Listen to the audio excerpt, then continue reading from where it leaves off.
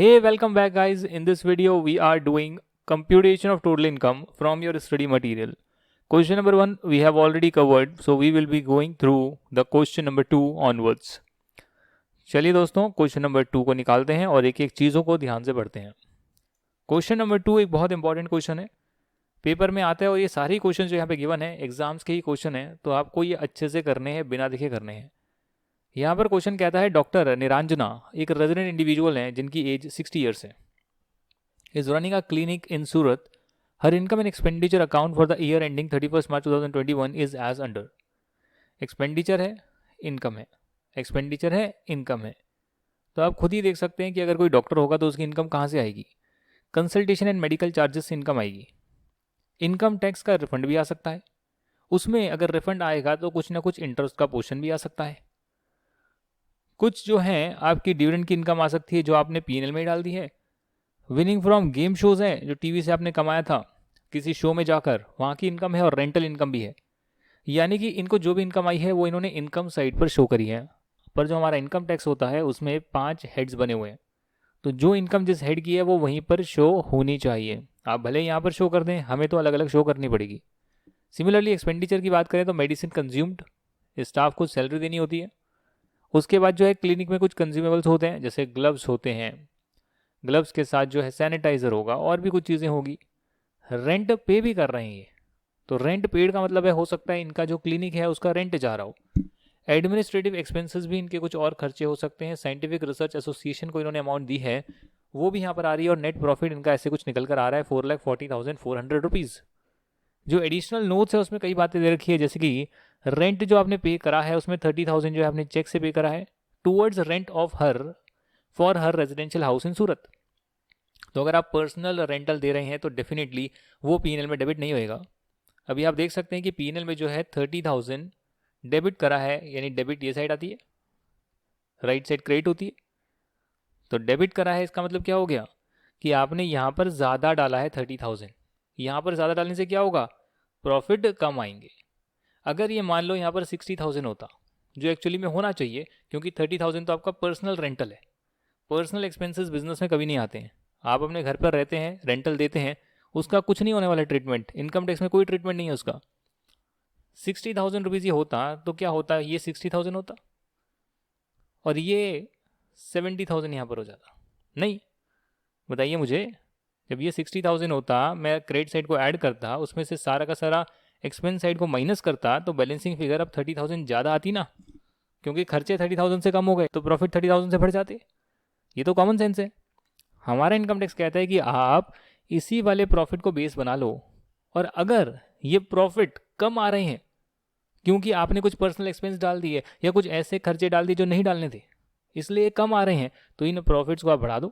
और अगर ये माइनस होना चाहिए, प्रॉफिट कम होना चाहिए, तो कम कर दो. तो प्लस माइनस की एडजस्टमेंट करनी है 4,40,400 में. मैं क्या करूँगा, मैं यहाँ पर खोलूँगा वन नोट और यहाँ क्लियरली लिखूँगा computation of income tax, computation of total income basically. और टोटल इनकम भी नहीं, पहले तो मैं पीजीपी इनकम ही निकालूंगा. वो निकल गई तो बाकी एड्स के भी निकाल कर टोटल इनकम निकाल लेंगे.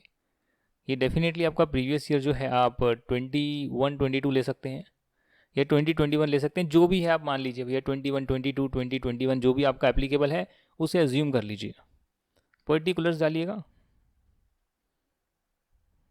अमाउंट डालिएगा, यहाँ पर ऐसे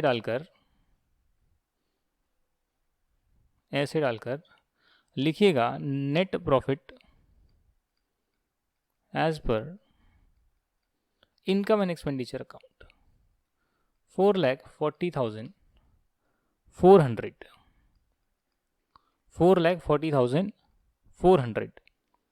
इसमें मैंने 30,000 के पर्सनल हाउस प्रॉपर्टी का रेंट डाल दिया जो नहीं डालना चाहिए था, इसके लिए मैं उसको ऐड कर रहा हूँ. यहाँ पे ऐड कर देते हैं. आगे देखते हैं क्या लिखा हुआ है. क्लिनिकल इक्विपमेंट्स है जिसका ओपनिंग WDV है 5 लाख का.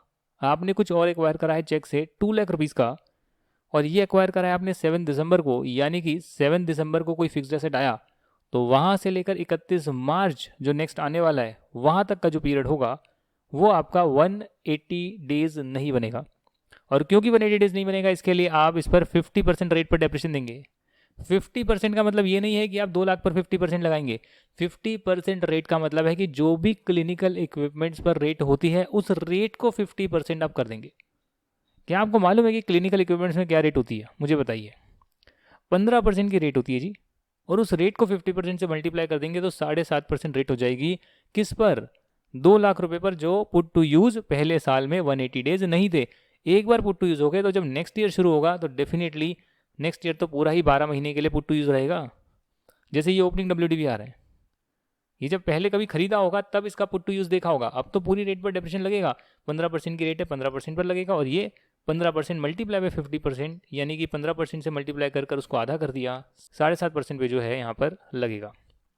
डेप्रीशिएशन, क्या आपने डेप्रिसिएशन माइनस करा है? आप मुझे बताइए, क्या डेप्रिसिएशन माइनस करा है? नहीं करा मैंने। क्लिनिकल इक्विपमेंट्स जो मैंने परचेज करे हैं, क्या मैंने उसको यहाँ पे डाला है? मैंने तो मेडिसिन डाला है, स्टाफ सैलरी डाला है, क्लिनिकल कंज्यूमेबल्स डाला है, इक्विपमेंट्स नहीं डाले। तो इक्विपमेंट्स डाले नहीं तो अच्छी बात है, हम सिर्फ उसका डेप्रिसिएशन डालेंगे। और डेप्रिसिएशन कितना बनेगा? 5 लाख का 5%, सॉरी 5 लाख का 15% डेप्रिसिएशन, ये आ गया आपका 75,000। और उसके बाद डेप्रिसिएशन बनेगा यहाँ पर करीब करीब 2,70,000 का 7.5%। तो भाई निकाल लीजिए कितना बनता है।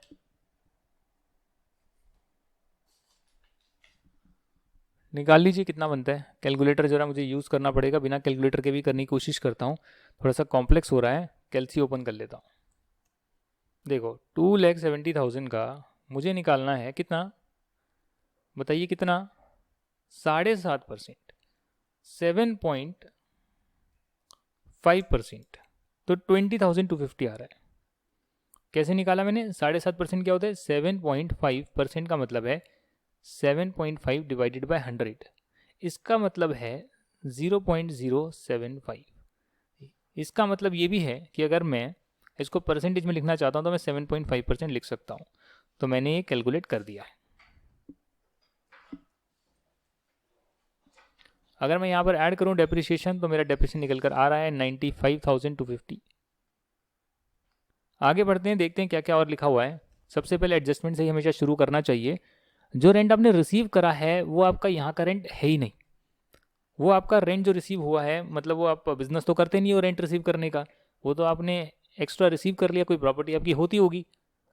तो उस केस में क्या हो रखा है कि उसका जो इनकम है वो हाउस प्रॉपर्टी में जाएगा, तो यहाँ तो नहीं जाएगा। तो अगर आपने यहाँ पर इनकम डाली है, जो कि मुझे लग रहा है रेंटल 27,000 की इनकम आई है, तो वो 27,000 की इनकम से प्रॉफिट बढ़ रखे होंगे। मुझे वो प्रॉफिट को अब कम करना है, क्योंकि ये जो रेंटल है ये HP इनकम में टैक्सेबल होगा 27,000 का। नेगेटिव है तो मैंने ब्रैकेट लगा दिया ताकि क्लैरिटी रहे। अब क्योंकि मैंने यहाँ 27,000 ऐड कर दिए, तो यहाँ पर एक बात और लिखी है कि भैया जो आपके एडमिन एक्सपेंडिचर आ रहे हैं ना, उसमें 2,000 रुपये, उसमें 2,000 रुपये जो है म्यूनसिपल टैक्सेस जो इस घर पर पे करे थे वो भी इंक्लूडेड हैं। यानी इस 2,55,000 में 2,000 ऐसे हैं जो कि आपके म्यूनसिपल टैक्सेस हैं, जो PGB इनकम का ताल्लुकात नहीं रखते हैं, PGB इनकम के साथ कोई ताल्लुकात नहीं रखते हैं। 2,000 रुपये अगर यहाँ पर कम आते तो मेरा प्रॉफिट ज़्यादा आता। 2,000 यहाँ पर डाल दिए जो नहीं आने थे, तो मेरा प्रॉफिट 2,000 से कम आ रहा है। तो वो कम जो प्रॉफिट आ रहा है उसको मैं ठीक करूँगा और इंक्रीज करूँगा भैया म्यूनसिपल टैक्सेस, 2,000 रुपये से यहाँ डाल देंगे, क्योंकि 2,000 डालने की वजह से मेरा प्रॉफिट कम आ रहा था, इसलिए मैंने प्रॉफिट को बढ़ा दिया। क्यों बढ़ा दिया? क्योंकि ये PGB इनकम नहीं है, ये खर्चा PGB का नहीं है। She received salary of 7,500 per month from full cure hospital which has not been included in the consultation and medical charges. अगर इनको सैलरी मिल रही है तो फिर ये सैलरी की इनकम होगी, तो सैलरी की इनकम में डाल दीजिएगा। Doctor Niranjana availed a loan of 5,50,000 from bank for higher studies of her daughter. Repay कर दिया उन्होंने, प्रिंसिपल इंटरेस्ट भी दे दिया, तो इंटरेस्ट जो है सेक्शन 80E में माइनस कर सकते हैं। She paid 1 lakh as tuition fees, ये भी 80C में आप माइनस कर सकते हैं। An amount of 28,000 has also been paid by cheque on 27 March for her medical insurance premium. Medical insurance premium में भी 25,000 रुपये तक माइनस कर सकते हैं। अगर पेरेंट्स होते तो 25 और मिल जाता, अगर इनमें से कोई भी सीनियर सिटीजन होता तो ये होती तो 50,000, और ये होते तो इनका 50,000 टोटल 1 लाख रुपए तक आप ऐसे ले सकते थे। यहाँ पर क्योंकि इंडिविजुअल है और अपने लिए सिर्फ इंश्योरेंस लिया, हेल्थ इंश्योरेंस, तो 25,000 तक ये माइनस कर सकते हैं। यहाँ तक की बात क्लियर है। तो एक बार ऊपर जाएंगे और ऊपर जाने के बाद हम यहाँ पर ये भी देखेंगे कि भाई कोई ऐसी चीज़ तो नहीं है जो यहाँ पर नहीं आनी चाहिए थी और डाल के रखी हुई है। जैसे कि इनकम टैक्स का जो रिफंड है 5,450, तो क्या इनकम टैक्स माइनस करना अलाउ होता है? मुझे बताइए, क्या पीजीबीपी में इनकम टैक्स का खर्चा माइनस करते हैं या इनकम टैक्स हम निकालते हैं? निकालते हैं सर, माइनस थोड़ी करते हैं। तो जब इनकम टैक्स माइनस नहीं करते तो उसका रिफंड कैसे माइनस कर सकते हैं? तो उसका रिफंड कैसे डाल सकते हैं? रिफंड डाला हुआ है सर, इनकम टैक्स का रिफंड डाला हुआ है, वो आप नहीं डालेंगे। इससे आपकी इनकम ज़्यादा आ रही है पीजीबीपी की, यहाँ पर नहीं डालेंगे। इनकम टैक्स कहीं पर भी नहीं आता, इनकम टैक्स का रिफंड भी कहीं नहीं आएगा। बट 450 का इंटरेस्ट डेफिनेटली आप इनकम फ्रॉम अदर सोर्सेज में दिखा सकते हैं। तो इनकम फ्रॉम अदर सोर्सेज जब कैलकुलेट करेंगे तो उसमें 450 का इंटरेस्ट भी दिखा दीजिएगा। ठीक है, यहाँ तक की बात क्लियर है। सिमिलरली आपको डिविडेंड मिला है, डिविडेंड भी इनकम फ्रॉम अदर सोर्सेज होता है, तो वो वहाँ पर आ जाएगा। उसके बाद आपको लॉटरी वॉटरी मिला है, नेट ऑफ टीडीएस है 15,000, तो टीडीएस काटने के बाद 35,000 यहाँ पे डाला है। लॉटरी की जो इनकम होती है या फिर गेम शो से जो इनकम होती है, एक तो उस पर सीधा ही 30% लगता है टैक्स, और दूसरी बात वो यहाँ पर तो नहीं आती है, वो पूरी की पूरी इनकम जो है इनकम फ्रॉम अदर सोर्सेज में जाती है। तो कितनी इनकम है? 50,000 की। टीडीएस कटने के बाद कितना मिला? 35,000। पर इनकम कितनी शो करेंगे? 50,000। जब टैक्स निकाल लेंगे तो माइनस करेंगे, भैया इतना टैक्स मेरा इनकम टैक्स निकलता है, माइनस 15,000 तो मैं ऑलरेडी पे कर चुका हूँ, तो बैलेंस और पे करना पड़ेगा, वो आप पे कर देंगे। सिमिलरली यहाँ साइंटिफिक रिसर्च के लिए पेमेंट करी है और बाकी सब चीज़ें तो ठीक आ रही है, ज़्यादा कुछ एडजस्टमेंट मुझे और लग नहीं रही है। तो एक बार आंसर देख लेते हैं। सैलरी जो है वो मैंने बताया कि सैलरी आप डायरेक्टली अलग से कैलकुलेट करेंगे, तो उन्होंने अलग से कैलकुलेट कर दी है और स्टैंडर्ड डिडक्शन जो लेनी चाहिए 50,000 की वो ले ली है।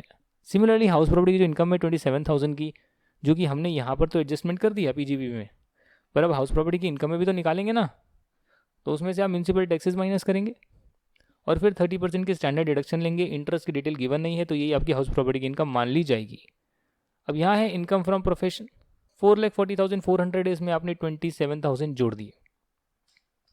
ठीक है जी, 27,000 जोड़ दिए। एंड यस डेफिनेटली आप यहाँ पर भी जोड़ रहे हैं 10,500 जो हमने यहाँ पर दिखाया, यहाँ पर जो हमने दिखाया डिविडेंड और जो गेम शो से मिला है, डेफिनेटली ये इनकम फ्रॉम अदर सोर्सेज है, तो इसके लिए हम यहाँ पर भी ऐड करेंगे। तो ये ऐड कर दी है, इनकम टैक्स का रिफंड भी ऐड कर दिया है। तो ये 10,500, 35,000, 27,000 ये सब ऐड कर दिया। डेप्रिसिएशन माइनस होगा 75,000 और 15,000। क्या मैंने गलत डेप्रिसिएशन माइनस कर दिया? क्या मैंने गलत डेप्रिसिएशन माइनस कर दिया? 2 लाख था, मैंने 2,20,000 तो नहीं ले लिया? अच्छा 2 लाख रुपए था, मैंने यहाँ 2 लाख 2.7 लाख पता नहीं क्यों ले लिया। ये तो 2 लाख रुपए ही है ना, 2 लाख पर तो 7.5% कितना बनेगा? 15,000 रुपये बनेगा। तो इसको करेक्ट कर लीजिएगा, ये 90,000 ही यहाँ पर आएगा। कई बार क्या होता है मल्टीप्लिकेशन हम गलत कर देते हैं, उससे आंसर गलत हो जाते हैं, ये चीज़ का हमें हमेशा ध्यान रखना होता है। मैंने 2.7 लाख क्यों लिख दिया मुझे खुद नहीं पता, जबकि यहाँ क्लियरली जो है 2 लाख रुपये दे रखा है। इसके बाद जो है आपने यहाँ पर कुछ करना नहीं था। रेजिडेंशियल हाउस है, रेजिडेंशियल हाउस जो है और म्यूनसिपल टैक्सेस हैं 2,000 रुपये, वो हमने एडजस्टमेंट करा है। और आपका जो रेजिडेंशियल हाउस है, वो रेजिडेंशियल हाउस का जो 30,000 है वो अपन लोगों को एडजस्ट करना था। 30,000 मैंने आपको स्टार्टिंग में कराया था, वो हमने यहाँ पर ऐड कर दिया, वो यहाँ पर हमने ऐड कर दिया, इन्होंने नीचे ऐड कर दिया, तो ऊपर नीचे से कोई फर्क नहीं पड़ेगा। इनकम फ्रॉम अदर सोर्सेज में आप डेफिनेटली दिखाएंगे 450 का इंटरेस्ट, 10,500 की इनकम और 50,000 की इनकम, जो हमने कहाँ पर लिखी है, हमने यहाँ छोटी सी टेबल बनाकर ऐसे यहाँ पर साइड में रफ में लिख दी है। ये देखो 450 रुपये इंटरेस्ट, 10,500, 50,000, ये हमने यहाँ पर लिख दिया है। अब डिडक्शन की बारी है, तो डिडक्शन में ट्यूशन फीस जो पे करी है वो माइनस कर सकते हैं, मेडिकल इंश्योरेंस आप माइनस कर सकते हैं। अच्छा वो सीनियर सिटीज़न है, देखो point to be noted, as उनकी 60 ईयर्स दे रखी है जो मुझसे रह गई थी, तो 60 ईयर्स एज है तो फिर 25,000 नहीं फिर 50,000 रुपये तक मिल सकता है आपको हेल्थ इंश्योरेंस, तो 50,000 रुपये तक मिल सकता है। इन्होंने तो 28,000 रुपये दिए हैं, तो 28,000 रुपये का इनको मिल जाएगा। और जो इंटरेस्ट लिया है वो डेफिनेटली 80 में इंटरेस्ट भी जो पे करा है वो भी इनको यहाँ मिल जाएगा, तो इनकी टोटल इनकम आ गई। अब इस टोटल इनकम पर अगर आप निकालना चाहते हैं कि टोटल टैक्स क्या बना, तो वो भी निकाल सकते हैं, बट क्वेश्चन में उसकी मांग करी नहीं गई है, इसके लिए आपको मेहनत करने की ज़रूरत नहीं है, एक्स्ट्रा मेहनत करने की ज़रूरत नहीं है। क्वेश्चन नंबर जो 3 आ रहा है, इसमें मिस पूर्वी जो है उनकी एज है 55 ईयर्स और वो एक चार्टर्ड अकाउंटेंट है in practice. She maintains her account on cash basis. Her income and expenditure account for the year ended March 31, 2021 read as follows. इनका अकाउंट यहाँ पर दे रखा है। Fees earned, audit, taxation service, consultancy, dividend यहाँ नहीं आना चाहिए sir, income from other sources में आना चाहिए। यूटीआई से इनका इनकम आ रहा है, यूनिट ट्रस्ट ऑफ इंडिया से। ऑनोरेरियम रिसीव हो रहा है अलग अलग इंस्टीट्यूशन से, तो ये इनका इनकम फ्रॉम अदर सोर्सेज होगा। रेंट रिसीव हो रहा है रेजिडेंशियल फ्लैट से, हाउस प्रॉपर्टी इनकम होगा। तो सब यहाँ पर क्यों डाला है? डाला है तो हटाना है, और हटाने का मतलब क्या है कि यहाँ डालने से प्रॉफिट बढ़कर आ रहे होंगे, तो प्रॉफिट को कम करने के लिए माइनस होगी ये सारी चीज़ें। और सिमिलरली अगर मैं डेबिट साइड पर देखूँ तो स्टाफ को सैलरी देते हो, अच्छी बात है। आर्टिकल असिस्टेंट को स्टाइपेंड देते हो, ये तो बहुत अच्छी बात है, स्टाइपेंड मिलनी चाहिए। इंसेंटिव भी देते हो, और भी अच्छी बात है, सिर्फ 13,000 रुपये। ऑफिस का रेंट है, प्रिंटिंग एंड स्टेशनरी है, मीटिंग सेमिनार एंड कॉन्फ्रेंस है, परचेज ऑफ अ कार है, और कार की परचेज सीधा आपने यहाँ डाल दी। सिर्फ डेप्रिसिएशन आएगा सर, परचेज नहीं आएगी, समझिएगा। कार को आप काफ़ी साल यूज़ करते हैं। Repair, maintenance and petrol of car है, ट्रैवलिंग एक्सपेंसेस हैं, और म्यूनसिपल टैक्स पेड है in respect of house property, और ये आपका नेट प्रॉफिट आ रहा है। तो सबसे पहले आप नेट प्रॉफिट से शुरू करेंगे, और उसके बाद आप देखेंगे भैया क्या क्या एडजस्टमेंट करनी है, वो कर देते हैं। डेप्रिसिएशन चार्ज करो 15%, तो इसकी एडजस्टमेंट कर लीजिए भाई। मोटर व्हीकल है, कार है, तो 80,000 रुपीज़ जो है इसको आप एड बैक कर दीजिए। क्यों? क्योंकि ये माइनस हो रखा है ना, ये माइनस हो रखा है, डेबिट हो रखा है, इससे प्रॉफिट मेरे कम आ रहे हैं। 80,000 से प्रॉफिट कम नहीं आने चाहिए, क्योंकि ये तो कैपिटल एक्सपेंडिचर है, पीएनएल में जाना ही नहीं चाहिए था। तो इसलिए मैं 80,000 अब ऐड कर दूंगा। उसके बाद डेप्रिसिएशन माइनस होना चाहिए था, जो माइनस नहीं करा है, तो इसका 15% पर मैं डेप्रिसिएशन माइनस कर दूंगा। ठीक है ना। तो पीजीपी की इनकम जो निकाली है उसे आप देख सकते हैं, कहीं तो कैलकुलेट करी होगी।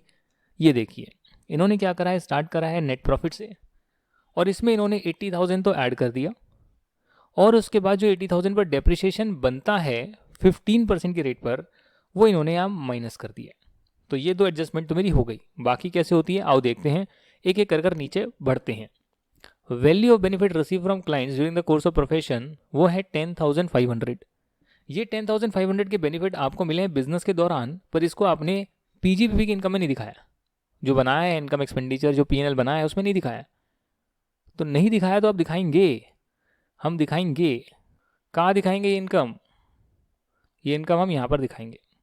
भाई इतना वैल्यू आपको और बिजनेस में मिला है, रिसीव हुआ है, क्योंकि आपने सर्विस दी, उन्होंने आपको कुछ कैश कंपोनेंट दिया और कुछ आपको बेनिफिट्स प्रोवाइड कर दिए, तो वो भी तो आपकी इनकम ही है एक तरह से बिजनेस की। कैश नहीं मिला तो क्या हुआ? इंसेंटिव जो है आर्टिकल असिस्टेंट को आपने दिया है, वो है amount pay to article assistant for passing IPCC exams at first attempt. तो क्या करें इसका? अच्छी बात है, पे करा है तो इसमें मैं क्या करूँ? रिपेयर मेंटेनेंस जो है कार का वो 2,000 रुपये है, for the period from 1 October 20 to 30 September 21। अक्टूबर, नवंबर, दिसंबर, जनवरी, फरवरी, मार्च 6 महीने, और अप्रैल, मई, जून, जुलाई, अगस्त, सितंबर 6 महीने। तो अगले जो 6 महीने हैं उसका 1,000 रुपये जो है वो इंक्लूड नहीं होना चाहिए। आप देख सकते हैं रिपेयर मेंटेनेंस आ रहे हैं 4,000 रुपये, इसमें 2,000 का ऐसा है जो कि 1 अक्टूबर से अगले सितंबर तक है, तो कहीं ना कहीं यहाँ पर 1,000 रुपये आपको जो है ऐड बैक कर देने चाहिए। अब यहाँ पर जो है 1,000 रुपये जो है वैसे ऐड बैक कर देने चाहिए, क्योंकि वो अगले 6 महीने के हैं, इस साल के नहीं है। पर एक बात जानने वाली है कि अगर आप कैश बेसिस फॉलो कर रहे हैं, क्योंकि पीजीपी और इनकम फ्रॉम अदर सोर्सेज में आपके पास ऑप्शन है कि आप एक्रूअल फॉलो कर सकते हैं या कैश बेसिस फॉलो कर सकते हैं। तो अगर आप कैश बेस फॉलो कर रहे हैं तो उसमें फिर हम एक्रूअल कॉन्सेप्ट नहीं देखेंगे, भाई कौन से पीरियड का पे करा है तो खर्चा ही ना, कैपिटल एक्सपेंडिचर तो नहीं है ना। यस यस यस, ये मत समझ लेना भैया कैश बेसिस है तो उसमें मैं कैपिटल एक्सपेंडिचर भी डेबिट कर देता हूँ, जैसे मैंने कार खरीदी, नहीं। चाहे आप कैश बेसिस फॉलो करें या फिर आप एक्रूअल करें, डेप्रिसिएशन का कॉन्सेप्ट तो लगेगा ही। कैपिटल एक्सपेंडिचर डेबिट कर सकते हैं, ऐसा नहीं है unless and until it is allowed. But हाँ, आपके जो नॉर्मल एक्सपेंडिचर हैं वो आपने थोड़ा सा कुछ एक्स्ट्रा पीरियड के पे हो गए, तो उसमें आप एक्रूअल कॉन्सेप्ट नहीं लगाएंगे, क्योंकि ये कैश बेसिस फॉलो कर रहे हैं। और इसलिए यहाँ पर दे भी रखा है क्लियरली कैश बेसिस फॉलो हो रहा है, इसके लिए आप टेंशन नहीं लेंगे। इस 1,000 रुपये की इसको आप माइनस करे रहने देंगे। सैलरी में 30,000 जो आपने पे करें वो कंप्यूटर स्पेशलिस्ट को करें in cash for assisting miss पूर्वी इन वन प्रोफेशनल असाइनमेंट। आप कैश में पेमेंट नहीं कर सकते 10,000 ज़्यादा की। अगर आपने ऐसा करा है तो कहीं ना कहीं आपको जो है इसका भारी नुकसान होगा। आप यहाँ देख सकते हैं 30,000 जो ऐड करा है, 10,000 से ज़्यादा की पेमेंट कैश में नहीं होनी चाहिए। इवन सिर्फ अकाउंट पे चेक, अकाउंट पे demand draft electronic clearing system से, या फिर जो आपका ऑनलाइन NEFT वगैरह होता है, क्रेडिट डेबिट कार्ड होता है, भीम UPI होता है, उसी से होना चाहिए। उन्होंने नहीं करा तो क्या कर सकते हैं, बुक तो भैया। अब ट्रैवलिंग एक्सपेंस जो है उसमें एक्सपेंडिचर जो है फॉरेन टूर पर करा गया 32,000 और वो RBI के लिमिट के विदिन है। तो अगर RBI के लिमिट के विदिन है तो क्या मैं इसको एड बैक करूँगा? क्या नहीं करूँगा। तो ज़्यादा दिमाग क्यों लगाना, सिंपल सा कॉन्सेप्ट है। इसके बाद है मेडिकल इंश्योरेंस प्रीमियम जो है on the health of dependent brother और major son dependent on her amount to 5,000 10,000 respectively. तो ब्रदर भी डिपेंडेंट है, सन भी डिपेंडेंट है। मेडिकल का इंश्योरेंस प्रीमियम कैश में पे करा है। आप मेडिकल इंश्योरेंस प्रीमियम ले तो सकते हैं, पर किस किस के लिए ले सकते हैं वो आपको पता होना चाहिए। अपनी फैमिली के लिए जिसमें सन आते हैं, और अपने पेरेंट्स के लिए बिल्कुल आते हैं। तो मेडिकल इंश्योरेंस प्रीमियम क्या आपने यहीं पे डाल दिया क्या? यहाँ तो मैंने डेबिट नहीं करा। मुझे लग रहा है प्रिंटिंग स्टेशनरी, मीटिंग सेमिनार और ट्रैवलिंग एक्सपेंसेस, म्यूनसिपल टैक्सेस पे ठीक है, बट यहाँ मैंने मेडिकल इंश्योरेंस प्रीमियम माइनस नहीं करा है। इसको तो हम अलग से 80D में लेते हैं। तो कितना लिया है बाद में देखेंगे sir. She invested N amount of 10,000 in national saving certificate 80C, बाद में देखेंगे। She has paid 70,000 towards advance tax during the previous year 2021, ठीक है, कोई दिक्कत नहीं है। जो आपका टोटल टैक्स आएगा उसमें से माइनस कर देना, भाई 10,000 में ऑलरेडी पे कर चुकी हूँ। अब यहाँ तक अगर बात आपको क्लियर हो गई प्लस माइनस की, तो एक बार इस पर नज़र मार लेते हैं क्या कुछ चीज़ें इसमें ऐसी तो नहीं आ रही है जो नहीं आनी चाहिए। जैसे कि फॉर एग्जांपल डिविडेंड आपको रिसीव हुआ है, तो क्या ये 10,554 डिविडेंड आपका PGB इनकम होगा? ये इनकम फ्रॉम अदर सोर्सेज होगा हमेशा ही?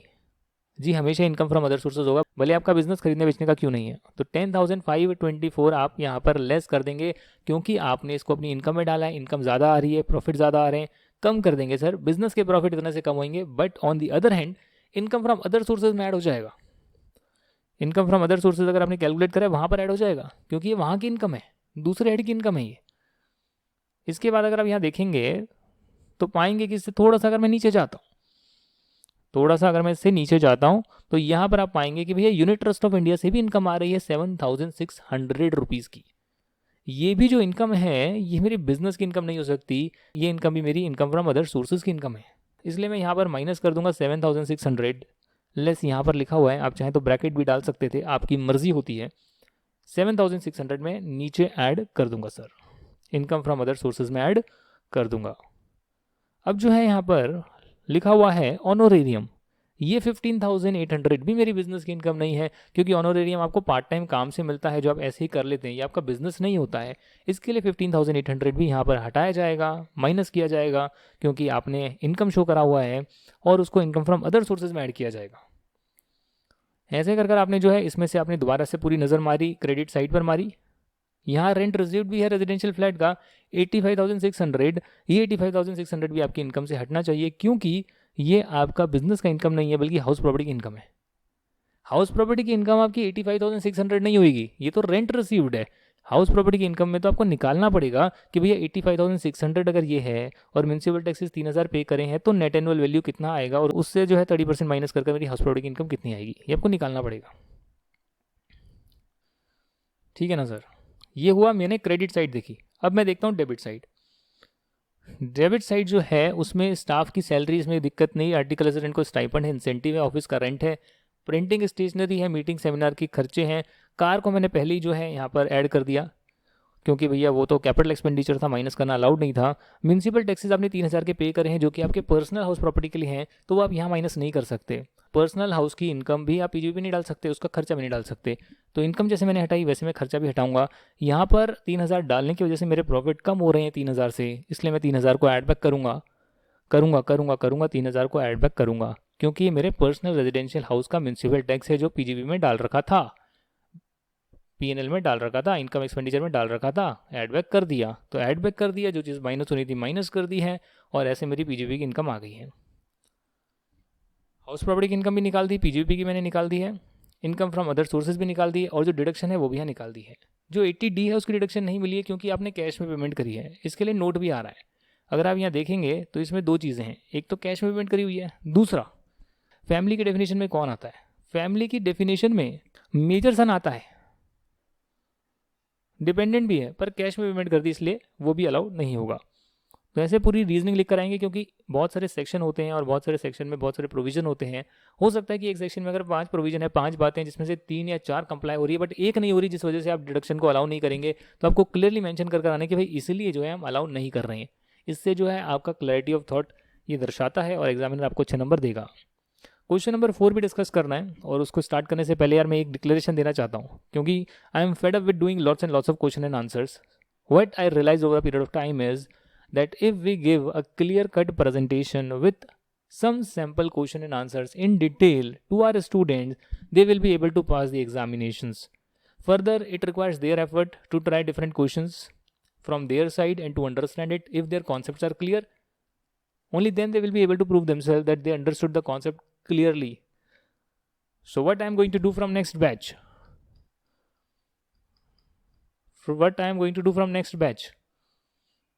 कॉन्सेप्ट्स ज़बरदस्त होने चाहिए, ऐसे होने चाहिए कि इतनी क्लैरिटी मिल जाए उस कॉन्सेप्ट के बारे में कि कोई भी सवाल आ जाए आप उसे इंप्लीमेंट कर सकें। प्लस एग्जाम्पल्स वो इसमें इनकॉर्पोरेटेड रहेंगे, कोई भी कॉन्सेप्ट को समझाने में। एक एग्जाम्पल, 2 एग्जाम्पल, 3 एग्जाम्पल, 4 लगे तो 4, 5 लगे तो 5, पर कॉन्सेप्ट को पूरा ढंग से समझाया जाएगा कि ऐसा है तो ये, ऐसा है तो ये, ऐसा है तो ये, पूरी क्लैरिटी दी जाएगी। इसके बाद जो मैं स्टडी मटेरियल के जो क्वेश्चंस कराता हूँ, बहुत सारे, भाई काउंट करते हुए थक जाओगे आप। क्या कह रहे हो आप? यार सिंपल से है यार, 12 क्वेश्चन भी कराऊँ और 12 चैप्टर आपके हैं तो कितने हो गए? मुझे बताओ आप, 124 नहीं हो गए? 124 क्वेश्चंस नहीं हो गए? ये तो एक सब्जेक्ट के हुए। 4 के कितने हो गए? अरे 500-600 क्वेश्चन हो गए स्टडी मटेरियल के। इतने करवाने लग रहा हूँ, इतनी भाई मेरी हालत निकल रही है इतने क्वेश्चन करवाने में। अब टोटल इनकम ही देख लो, टोटल इनकम में पहला क्वेश्चन क्या, वैसे ही सेकंड था, वैसे ही थर्ड था, वैसे ही फोर्थ, फिफ्थ, सिक्स्थ होगा। हार्डली जो है 2-3 पॉइंट्स बदल जाएंगे। देखो यहाँ पर इंटरेस्ट डिवेंचर आ रहा है, डिविडेंड फिर से घूम फिर कर आ रहा है, फिर वो विनिंग फ्रॉम लॉटरी, गैम्बलिंग या विनिंग फ्रॉम हॉर्स रेसेस आ रहा है। तो ये सब क्या है? चीज़ें बार बार घूम फिर कर आ रही है, सेम ही चीज़ें उसको कराते जाओ। उसके बाद भी जिसको कॉन्सेप्चुअल अंडरस्टैंडिंग है वो क्लियर कर लेगा, और जिसको नहीं है वो क्लियर नहीं कर पाएगा, इसकी गारंटी है। तो that's why my main focus should be from the next attempt, या जो नेक्स्ट बैच आ रहा है उसमें होगा कॉन्सेप्ट्स डिटेल में कराओ, बिल्कुल ढंग से कराओ, उसके साथ एग्जाम्पल समझाने के लिए अच्छे से कराओ, और उसके साथ चाहे वो स्टडी मटेरियल के कुछ सैम्पल क्वेश्चंस हों या फिर वो एग्ज़ाम के क्वेश्चंस हो। अल्टीमेटली तो एग्ज़ाम की तैयारी करानी है। तो अगर मेरा कॉन्सेप्ट स्ट्रांग है, एग्जाम्पल स्ट्रांग है, और मैं आपको एक एग्ज़ाम का ही पूरा क्वेश्चन करवा देता हूँ instead of study material questions, exam का ही मैंने पूरा करा दिया क्वेश्चन कि भाई देखो टोटल इनकम है, ये पिछले टर्म में आई, उससे पिछले टर्म में आई, ये 2 क्वेश्चन कर लेते हैं, पूरा A to Z जो है आपका क्लैरिटी आपको मिल जाएगी। कॉन्सेप्ट तो हम कर ही चुके, सिलेबस तो हम कर ही चुके।